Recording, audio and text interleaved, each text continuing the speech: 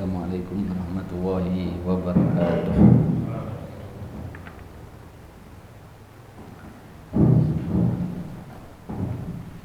Innal hamdalillah nahmaduhu wa nasta'inuhu wa nastaghfiruh wa nastahdihi wa natubu ilaihi wa na'udzu billahi min syururi anfusina wa min sayyiati a'malina may yahdihillahu fala mudilla lahu wa may yudlil fala hadiya lahu. Asyhadu an la ilaha illallah wahdahu la syarika lahu wa asyhadu anna Muhammadan abduhu wa rasuluh la nabiyya wa la rasula ba'dah. Rabbi shrah li sadri wa yassir li amri wahlul 'uqdatam min lisani yafqahu qawli. Allahumma la sahla illa ma ja'altahu sahla wa anta taj'alul hazna idza syi'ta sahla. Allahumma anfa'na bima 'allamtana wa 'allimna ma yanfa'una wa zidna ilman. Amma ba'du. Di antara doa bertolabul ilmi yang harus senantiasa kita baca, kita ingatkan, dan kita istiqomahi selalu di dalam setiap kali kita belajar ilmu adalah Allahumma anfa'na bima 'allamtana. Ya Allah, apa yang sudah Engkau ajarkan kepada kami, yang sudah saya pelajari, yang sudah Engkau ajarkan kepada kami, jadikan hal tersebut bermanfaat. Wa 'alimna ma yanfa'una, dan ajarkan kami lagi sesuatu ilmu yang ilmu itu akan bermanfaat bagi saya. Wa zidna ilman, dan tambahkan saya lagi ilmu yang bermanfaat. Jadi tiga, Bapak-bapak ya. Tiga. Yang pertama, ya Allah, apa yang sudah Engkau ajarkan kepada kami, dari apa yang sudah saya ketahui, jadikan itu bermanfaat.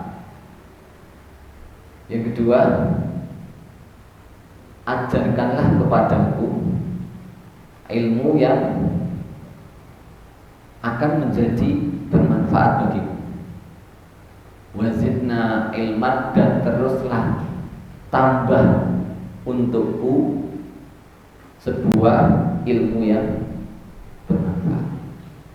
Ini kalau kita tidak bisa doa pakai bahasa Arab, tolong doa pakai bahasa Indonesia. Karena apa?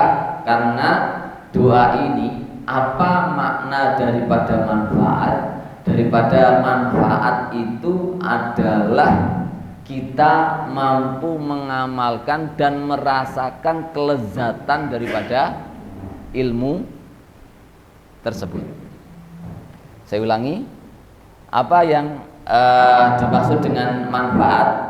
Yang dimaksud dengan manfaat adalah bahwa kita mampu mengamalkan ilmu tersebut dan merasakan kelezatannya, sehingga nanti kita itu bedanya ada tahunya kita antara kita sudah masuk Islam, mengamalkan Islam, dan jahiliyahnya, menderitanya orang yang tidak mengamalkan Islam. Makanya ada tiga salasun mangkuna fi mangkana fihinna kana wajada halawatal iman. Ada tiga perkara yang barang siapa yang ada di dalamnya, atau tiga itu ada di dalamnya, maka dia akan mendapatkan manisnya iman. Yang pertama, ayyakuna Allah wa rasuluhu ahabba ilaihi mimma siwahuma. Hendaknya Allah dan Rasulnya menjadi sesuatu yang ia paling cintai. wa ayyuhibbal mar'a la yuhibbuhu illa lillah, dan tidak mencintai seseorang atau mencintai sesuatu kecuali cinta itu didasarkan karena cintanya dia kepada Allah dan Rasulnya.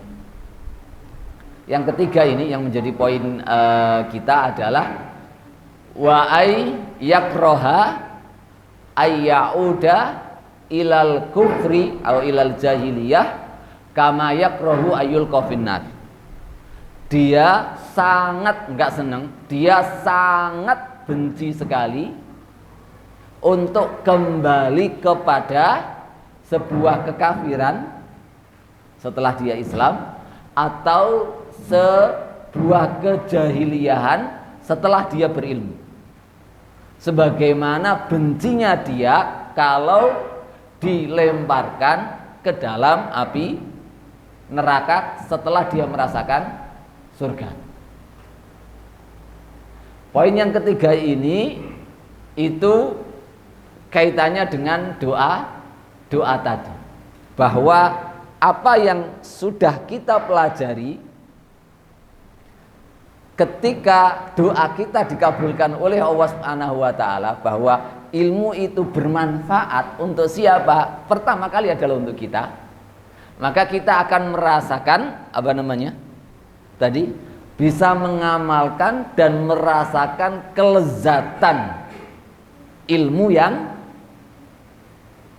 kita dapati tadi. Merasakan, oh beda ya, memang beda, berilmu itu beda. Nah itulah ilmu yang bermanfaat. Makanya orang yang paling bahagia adalah orang yang paling banyak ilmu yang bermanfaat. Kalau ilmu itu tidak bermanfaat, maka ilmu itu kata para ulama bukan atau belum namanya ilmu. Abu Jahal, kenapa dijuluki Rasulullah SAW Abu Jahal? Abu Jahal itu adalah artinya bapaknya kebodohan. Nah, kira-kira ya, kita yang di sini kalau disuruh ngisi pelajaran tauhid, bab tauhid, makna daripada la ilaha illallah, itu Abu Jahal lebih paham makna la ilaha illallah daripada kita, lebih mengerti, karena dia orang Arab, dia tahu apa makna hakikat daripada la ilaha illallah, terus dia tahu konsekuensi dari kalimat yang dibawa oleh la ilaha illallah itu. Karena ilmunya tidak bermanfaat, maka dia kepo-kepo, tidak mau menerima kalimat la ilaha illallah. Maka ketika dia otaknya berilmu, tapi dia tidak bisa mengambil manfaat dari ilmunya, Rasulullah SAW tetap menjuluki dia sebagai bapaknya kebodohan. Maka ini harus kita doakan terus ketika kita mau belajar, baik belajar di majelis ilmu seperti ini atau kita belajar dari HP, dari YouTube, dari berbagai perantara kita bisa mendapatkan ilmu. Nanti bedanya itu ketika Allah Subhanahu wa taala mengabulkan doa kita ini. Ya Allah, tolong jadikan apa yang telah Engkau ajari kepadaku itu menjadi ilmu yang bermanfaat, dan ajarilah saya lagi ilmu yang bermanfaat, dan tambahlah terus ilmu yang bermanfaat. Karena kunci daripada kebahagiaan kita ini adalah ilmu. Ya kayak begini contohnya, simpelnya begini. Semua dari kita ketika ditanya tawakal, Ketika ditanya tawakal, maka semuanya bisa jawab. Apa sih tawakal itu? Walaupun nggak pernah belajar, Bapak tolong sudahlah bertawakal sama Allah. Mananya kira-kira apa?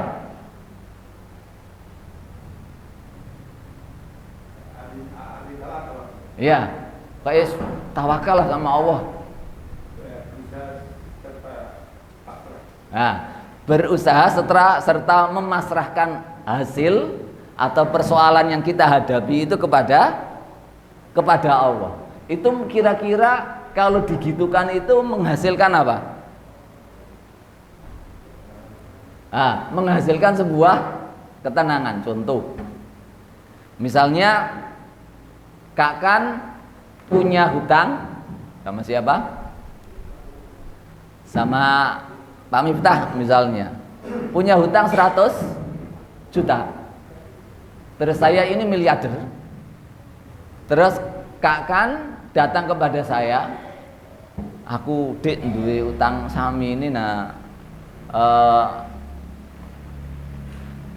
saya sudah berusaha nyari sana sini kemudian tidak ada. Terus saya bilang begini, saya bilang ya sudah Kak Kan wis ora usah khawatir, ala takhaf wala tahzan, pokoknya pasrahkan utangmu itu pada saya. Nah, kira-kira ketika saya kasih tahu begitu itu perasaannya Kak Kan ini bagaimana? Langsung adem loh. Seneng, adem. Wah, sapa sing ngomong? Ustaz Anas sendiri. Nah, Ustaz Anas koyo wani ngomong ngono, duwe miliaran. Miliarder dia. Dan Kak Kan tahu uang saya miliaran. 100 juta paling recehan lah bagi saya. Nah, itulah ilmu yang bermanfaat di saat alhamdulillah pelong ketika itu. Nah, Allah Subhanahu wa taala sama-sama sudah kita ketahui ngajarkan kepada kita fatawakkalu in kuntum mu'minin, atau di ayat yang lain wa 'alallahi fatawakkalu in kuntum mu'minin, dan kepada Allah lah bertawakallah, pasrahkanlah urusanmu jika kamu ngandel, jika kamu percaya sama Allah. Nah, Allah sendiri yang nyuruh kita memasrahkan urusan kita setelah kita berusaha semaksimal mungkin. Nah, ini akan kita rasakan kelezatan daripada ilmu yang kita miliki, yaitu yang berupa tawakal. Nah, itu yang ilmu yang bermanfaat. Nah, itu kalau setiap ilmu dalam Islam itu mampu kita koceki satu persatu dan kita aplikasikan, kita terapkan dalam hidup kita, insyaallah jenengan atau kita semua akan merasakan betapa nikmatnya iman dan Islami. Yang pertama. Yang kedua, kita akan merasakan betapa nikmatnya majelis-majelis ilmu. Iki ono kenikmatan apa meneh, tak ringekno. Akan saya dengarkan, akan saya kejar. Lah inilah keadaan salafus soleh terdahulu. Kenapa mereka kok bisa begitu semangat, begitu rakus terhadap ilmu? Mereka betul-betul yang mereka kejar, yang mereka tuntut itu adalah ilmu yang bermanfaat. Problematika hari ini karena saking banyaknya ilmu sehingga scroll krungu apik iki ya kayak seduk apik ya tancep ngene scroll meneh. Saking banyaknya ilmu akhirnya di sini enggak ada yang nempel. Nah, ini persoalan sehingga walaupun dengan bertebarannya banyak ilmu, tetapi menancapnya di sini ini seakan-akan kita belum merasakan bahwa iman dan Islam, ilmu ini itu betul-betul nikmat. Nah, bagaimana caranya? Istiqomahkanlah doa tadi. Allahumma anfa'na bima 'allamtana wa 'alimna ma yanfa'una wa zidna ilman. Sudah bisa doanya semua Pak ya? Bahasa Arabnya ya? Atau saya tuliskan? Ya dituliskan saja ya. Karena ini penting. Kalau nanti kita teruskan.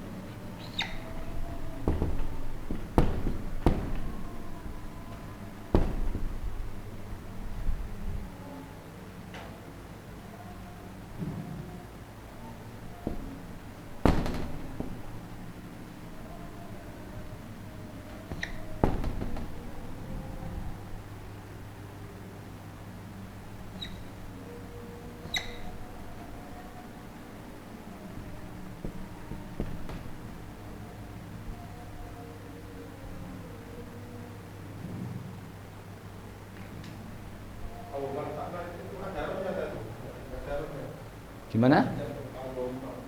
Allahumma anfa'na.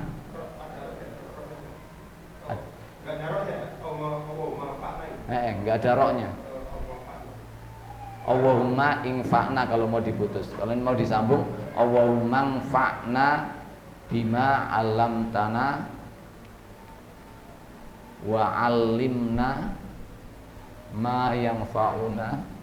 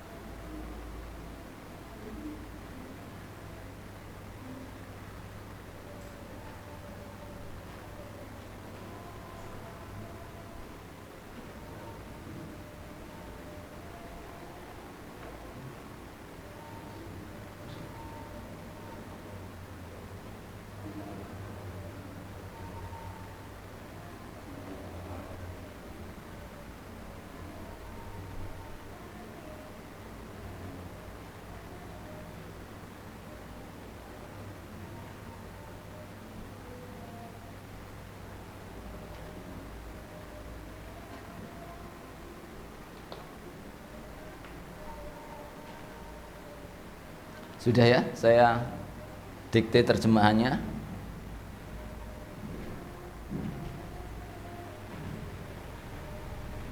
Ya Allah, ya Allah, jadikan,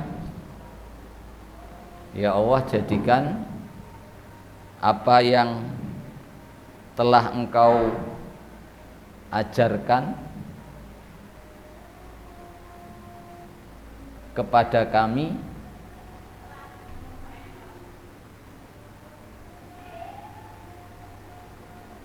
menjadi ilmu yang bermanfaat.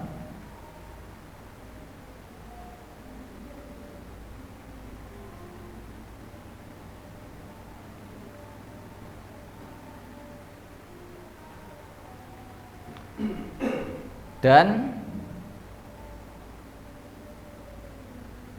terus ajarilah kami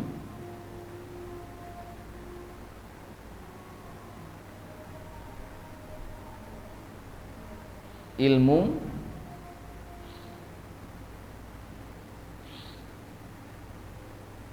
yang akan menjadi manfaat bagiku, dan terus ajarilah ilmu yang akan menjadi bermanfaat bagiku atau bagi kami.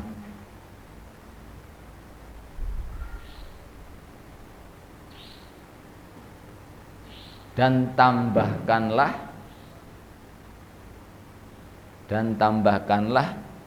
selalu ilmu kepada kami.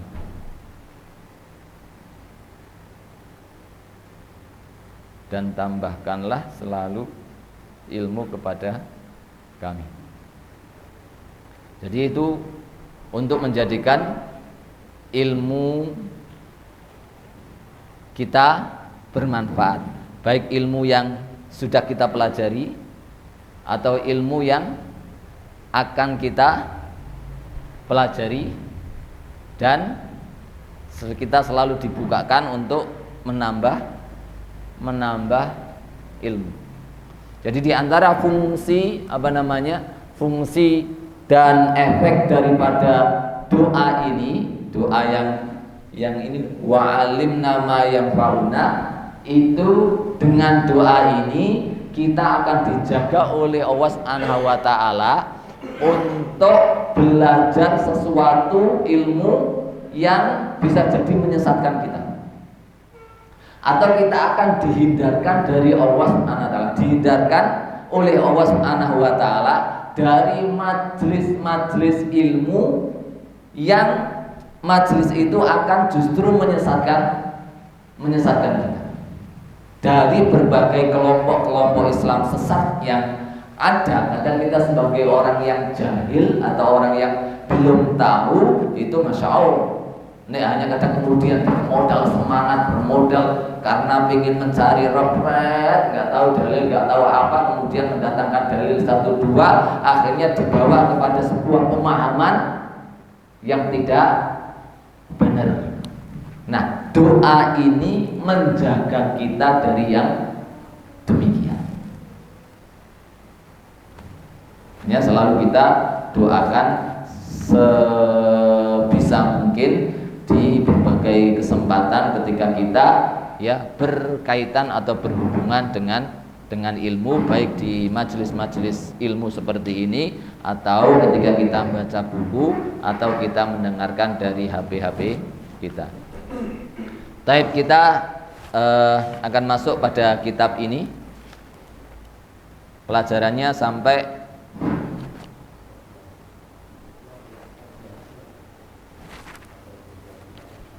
halaman 40.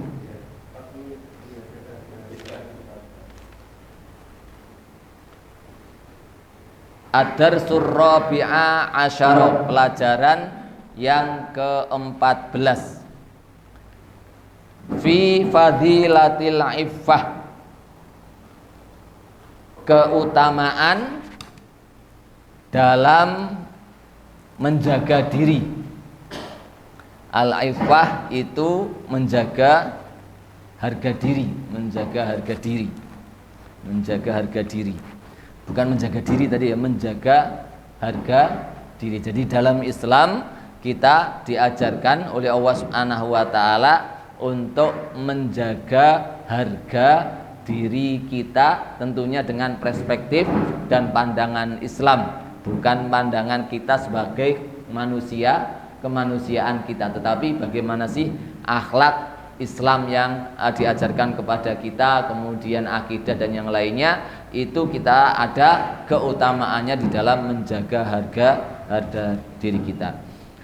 Al-iffah, menjaga harga diri, ya bunayya, wahai anakku, min akhlakil akhyar, dia adalah termasuk akhlaknya orang-orang pilihan.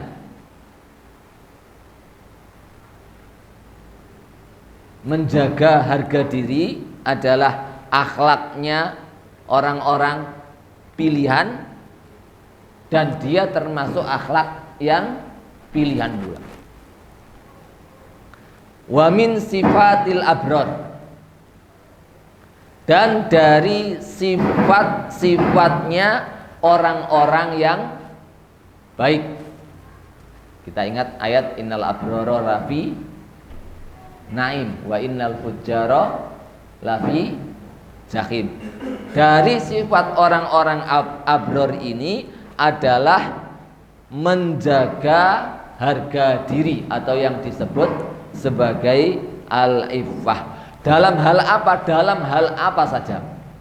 Ya, ini perlu kita tanamkan dalam anak-anak kita, baik anak didik di sekolahan atau terutama adalah anak-anak kandung kita di dalam pendidikan, di dalam rumah tangga kita. Fahmil nafsaka ala tahalluq biha, maka jadikan dirimu atau bawalah dirimu ala tahalluqi biha, untuk berakhlak dengannya. Sekarang kita kocei, akhlak itu apa toh? Akhlak itu apa? Akhlak bahasa Arab loh ya. Terjemahannya Indonesia apa? Terjemahannya Indonesia ya, akhlak. Tapi dari kalimat apa toh akhlak itu?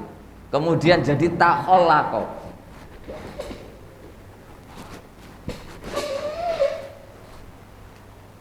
Kalau kholaqo artinya apa? Al-Khaliq. Allah itu Al-Khaliq. Al-Khaliq itu apa? Pencipta. Khalaqal insan min 'alaq, yang menciptakan manusia dari darah yang bergantung di rahim seorang ibu. Itu apa namanya? Khalaqo. Kalau takhollaqo itu berarti dia bergelut. Artinya bergelut, misalnya dia berakhlak dengan akhlak keberanian.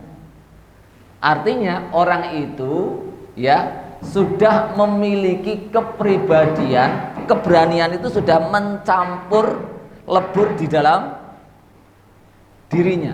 Dia sudah tercipta seorang pemberani. Ya, dari kata-kata itu, akhlak itu. Nah, kalau dikatakan dia akhlaknya diantaranya adalah iffah, memang menjaga diri itu sudah menjadi darah dagingnya. Tidak suka apa namanya mempertontonkan aurat, tidak suka meminta-minta, tidak pengecut,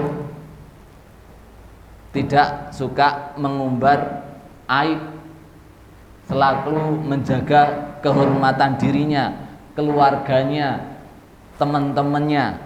Lah ini sudah menjadi akhlak bagi dirinya atau menjadi sebuah ciptaan yang ada pada dirinya. Dan itu diraihnya dengan dua perkara. Ada yang sifat itu adalah sifat bawaan, Ada yang sifat itu adalah sifat hasil didikan yang dibiasakan dari kecil oleh pendidiknya, baik orang tuanya maupun ustadznya atau guru. Makanya kalau misalnya Allah Subhanahu wa taala karuniai sifat-sifat baik itu sudah menempel sejak lahir, alhamdulillah. Ustadz itu lebih mudah atau orang tua lebih mudah untuk mengarahkannya. Tapi yang kedua ini adalah ketika anak misalnya dia berakhlak agak penakut. Ada anak kecil yang opo-opo ulo atau dicekel di pondok santri. Ada yang kok jangankan ulo, cacing saja atau keciciran cecek saja sudah jimprak-jimpraknya bukan main.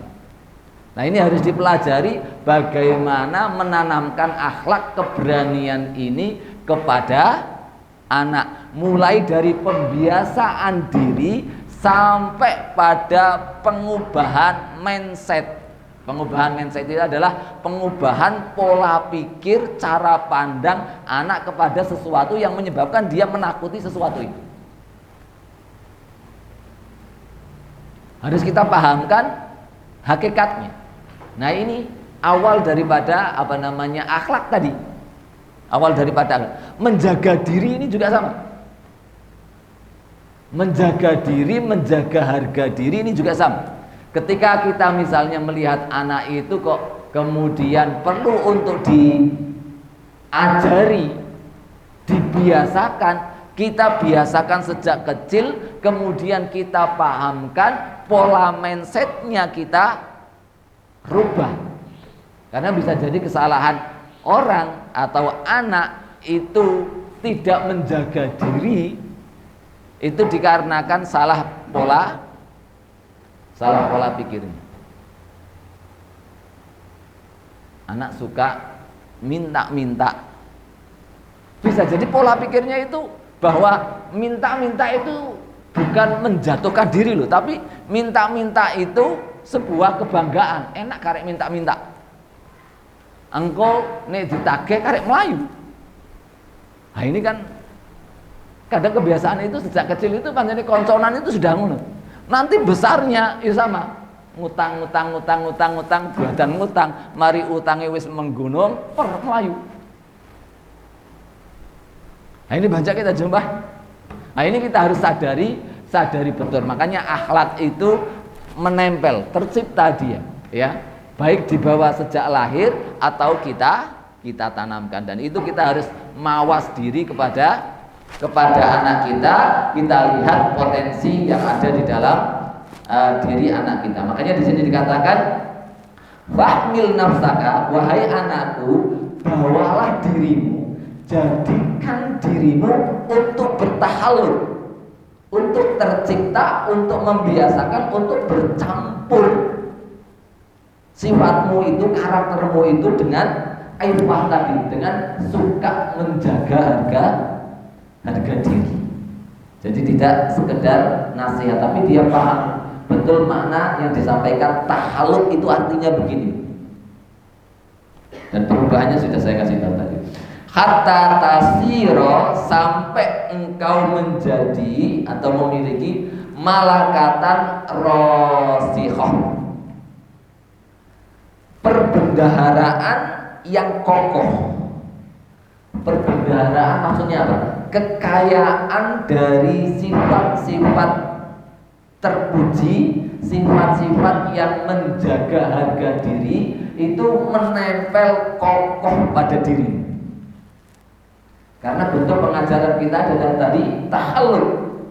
Dia harus tercipta, dia harus dibiasakan, dia harus betul-betul menempel. Bahkan kita kalau jadi bapak, kalau kita memiliki sifat yang kurang bisa menjaga diri, betul-betul kita sudah berusaha menghilangkannya, tapi kalau belum bisa, minimal jangan diperlihatkan di depan anak kita. Itu untuk memutus rantai. Walaupun itu sebenarnya tidak baik kita meneruskan sifat itu. Tapi kalau tidak bisa, minimal ya pahala yang kita akan dapatkan adalah memutus mata rantai tadi. Misal kita punya sifat pengecut, ya kita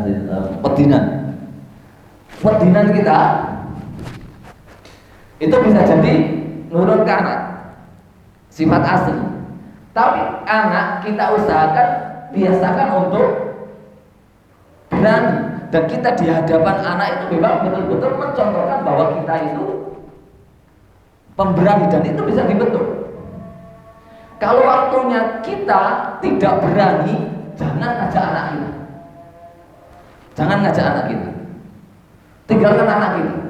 Kita ajak pokoknya berani-berani saja.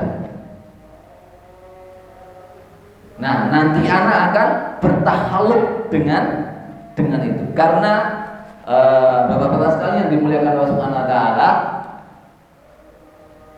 peniru paling unggul itu adalah anak-anak.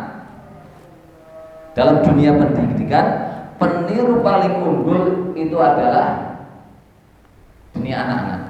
Jadi anak-anak di tingkatan TK, SD, kemudian menginjak kelas 1, 2, SMP itu adalah peniru unggul. Apa yang kita sampaikan kepada mereka itu 20% masuk. Kalau masuk semua 20% masuk. Yang 80% itu pada yang mereka lihat hakikatnya. Oh, contohnya begitu. Makanya sebisa mungkin kalau misalnya kita punya sifat yang kurang baik atau kurang bisa menjaga harga diri dan belum bisa kita tinggalkan sifat itu, minimal sifat itu tidak dilihat oleh anak. Kita pemarah. Kita ingin menjadikan anak kita bertahaluk bagaimana tidak meniru sifat kita dan tidak memarah juga. Walaupun kadang ada gen potensi itu, tapi kalau kita didik sejak kecil bagaimana menahan marah dan tidak marah, jangan pernah menampakkan marah di depan anak-anak. Karena kita nggak terbawa begitu kok. Ini adik, ini kakak, karena sifatnya mungkin meniru kita, marah-marah sama adiknya. Adik, kita secara otomatis, kakak, jangan marah-marah sama adik. Wah, adik ini, adik ngomong nih, kakak, kau sudah dibilangin jangan marah-marah sama adik. Kita tidak ada. Kita mengajari marah-marah dengan memarahi dia mengajari adiknya mengajari dia, dan itu kita merasakan pengalaman hal itu semuanya, dan itu harus kita putus betul, harus kita tahan dan kita tampakkan adik, kita pahamkan adik kecil ini kan belum paham, walaupun sebenarnya kita ngempet mau marahi dia. Nah, ini yang dimaksud ya memutus mata rantai, dan itu subhanallah tidak terbilang bahwa kita mengajarkan apa yang tidak kita kejar. Kita tidak kena ayat kabromaktan indallahi antaqulu mala tafalun, amat besar kebencian di sisi Allah engkau memerintahkan apa yang tidak engkau kerjakan. Kita tidak, kita sudah berusaha, tetapi namanya manusia. Nah, kita putus mata rantai itu merupakan jasa terbesar bahwa kita dinilai oleh Allah mampu untuk menghilangkan atau menahan daripada itu. Sehingga terputusnya rantai sifat tidak bisa menjaga harga diri ini kepada anak-anak kita atau anak-anak didik kita. Sehingga itu kalau sudah kuat menempel, maka insya Allah anak akan berakhlak dengan akhlak ikhlas tadi. Minal iffah antakuna qanu'an. Nah, di antara dasar iffah menjaga harga diri yang pertama adalah antakuna qanu'an. Qanu'an itu qanaah. Di antara pondasi menjaga harga diri itu adalah anak itu memiliki sifat qanaah. Qanaah yang dimaksud qanaah itu adalah apa? Ridho terhadap apa yang sudah Allah Subhanahu wa taala berikan kepada kita. Tidak menggerutu, kemudian tidak melakukan hal-hal yang tidak benar karena tidak puas terhadap apa yang diberikan Allah Subhanahu wa taala. Korelasinya dengan menjaga harga diri apa? Kalau orang itu sudah merasa qanaah, maka dia tidak akan mengemis-ngemis lagi. Maka dia tidak akan DP sampai menurunkan harga diri, apalagi menurunkan prinsip yang dia miliki. Prinsip seperti apa? Prinsip akhirnya apa namanya? Bisa jadi sampai mengharamkan apa yang dihalalkan Allah atau menghalalkan apa yang diharamkan oleh Allah Subhanahu wa taala karena alasan betul-betul kurang puas atau kurang serba kekurangan yang dia miliki. Nah, ini diantara apa namanya pondasi qanaah. Juga diantara qanaah itu, juga diantara iffah itu adalah la tadinna bi ta'amika wa syarabika ala dawil hajat. La tadinna, jangan sampai suka menahan. Bi ta'amika, menahan makananmu, rizkimu, wasyarabika, menahan minumanmu, ala dawil hajat, kepada orang-orang yang memiliki kebutuhan atau kepada orang-orang yang butuh. Nah, kenapa ini masuk menjaga iffah? Yaitu karena kalau kita tidak menahan makanan minuman kita dari orang-orang yang membutuhkan, artinya sifat bakhil itu pergi dari kita. Dan bakhil itu termasuk sifat yang menghancurkan harga diri. Coba orang dibilang, itu bakhil, jatuh harga diri. Walaupun ya, sekali lagi, walaupun ya kita tidak menanamkan menjadi orang yang ingin dihargai orang, enggak ya, tetapi ini semuanya ikhlas karena Allah Subhanahu wa taala. Dan termasuk ilmu yang harus kita jaga adalah menjaga harga diri dengan kita tidak bakhil atau sering menahan makanan atau minuman atau sesuatu yang dibutuhkan oleh orang, kemudian kita tahan, enggak kita berikan kepada orang-orang yang membutuhkan. Sehingga makanya kita lihat di manusia itu Allah Subhanahu wa taala jadikan ya, orang setelah para ulama orang yang paling banyak dicintai oleh orang adalah orang-orang dermawan yang mereka ikhlas memberikan bantuan mereka kepada yang lain, tidak memberikan kemudian pemberiannya itu diikuti dengan bilmani wal adha. Bilmani wal adha itu apa? Nyakiti, ngundat atau apa namanya? Ya ngundat sebuah pemberian. Nah, itu menjatuhkan harga. Tapi barakallahu fikum, Kita teruskan karena sudah Isya pada pertemuan yang akan datang, insya Allah sama Ustaz Nanang atau kalau berhudur sama saya. Kita tutup dengan doa. Atau ada pertanyaan? Ya, bacaan gimana dengan kalau tidak menahan makanan, minuman? Ya, dari orang-orang yang membutuhkan. Maksudnya menahan itu orang kayak ini. Makanannya disimpan dewe, duwe disimpan dewe, ngombe disimpan dewe. Itu namanya menahan makanan dan minuman dari orang-orang yang membutuhkan. Bakhil. Ya, dari orang-orang yang membutuhkan. Perbedaan akhlak sama adab, ya hampir kalau itu apa namanya? Kalau itu satu kalimat, maka akhlak itu lebih pada apa namanya? Sudah melekatnya akhlak itu atau karakter itu pada dirinya.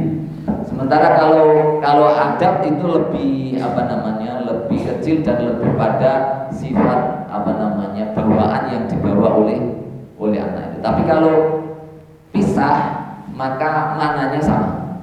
Adab yo akhlak, akhlak yo adab. Kalau di Indonesia kan dua-duanya diterjemahkan sama. Misalnya tidak berakhlak sama dengan tidak beradab. Gitu. Kalau ada lagi adab itu pelajaran bahasa Arab, itu juga dikatakan adab, pelajaran adab. Wallahu a'lam bishawab. Tapi cukup.